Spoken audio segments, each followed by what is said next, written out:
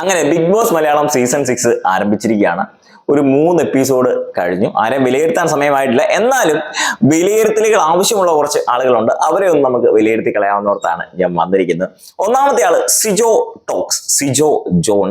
Reviewer ആയിരുന്നു, നല്ല തള്ളലുകാരനായിരുന്നു, big boss review ഒക്കെ ചെയ്തുകൊണ്ടിരുന്ന ആളാണ്. പക്ഷെ മച്ചാൻ വിചാരിക്കുന്നത് ഇപ്പോഴും ബിഗ് ബോസ് എന്ന് പറയുന്നത് ഏതാണ്ട് കാണാതെ പഠിച്ചിട്ട് വന്ന് എഴുതേണ്ട പരീക്ഷയാണെന്നോ അല്ലെങ്കിൽ പ്രസംഗ മത്സരമാണെന്നോ ഒക്കെയാണ്. ആരെയോ വെളിയിൽ ബീജം സെറ്റ് ചെയ്യാനൊക്കെ നിർത്തിയിട്ടുണ്ട്. എന്തായാലും സംഭവം പാളിപ്പോകാനുള്ള എല്ലാ സാധ്യതയും ഉണ്ട്. കാണാതെ പഠിച്ചതൊക്കെ 2 ആഴ്ച കഴിയുമ്പോൾ മറന്നുപോകും.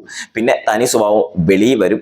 ഈ തള്ളലൊക്കെ നിൽക്കും. എത്ര നാൾ അഭിനയിക്കാൻ കഴിയുമെന്ന് നമ്മൾ നോക്കിയറിയണം. ഇടയ്ക്ക് റോബിൻ രാധാകൃഷ്ണനെ കൂപ്പ് ഇടിക്കാനായിട്ടൊക്കെ ശ്രമിക്കുന്നുണ്ട്. അടുത്തയാണ് രതീഷിനെയാണ് നമ്മൾ പരിശോധിക്കാനായിട്ട് പോകുന്നത്. രതീഷ് സൂക്ഷിച്ചോളൂ, ഇയാൾ കളിക്കുന്ന ഒറ്റപ്പെടൽ കളി തന്നെയാണ്. ആദ്യ ആഴ്ചകളിൽ തന്നെ മാക്സിമം ആൾക്കാരെ വെറുപ്പിക്കുക, മാക്സിമം വെറുപ്പ് സമ്പാദിക്കുക, ഒറ്റപ്പെടുക, ഒരു സൈഡിലിരിക്കുക, വിജയിക്കുക എന്നുള്ളതാണ് രതീഷിന്റെ കളി. അല്പം സീസൺ 2 രജിത് കുമാറും സീസൺ 4 റോബിൻ രാധാകൃഷ്ണനും അതിൻ്റെ കൂടെ അല്പം ചളിയും കൂടി ഇട്ടൊന്ന് ഇളക്കിയാൽ നമുക്ക് രതീഷിനെ പ്രിപ്പയർ ചെയ്യാനായിട്ട് പറ്റും. പക്ഷേ രതീഷ് ആദ്യം വെറുപ്പിച്ച് നമ്മളെല്ലാം വെറുപ്പിച്ചിട്ട് അവസാനം രതീഷ് കയറിപ്പോകാനുള്ള ഒരു സാധ്യത ഉണ്ട്. കാരണം ഒറ്റപ്പെടൽ സ്ട്രാറ്റജി എന്ന് പറയുന്നത് ബിഗ് ബോസിലെ ഒരു മെയിൻ ഐറ്റമാണ്.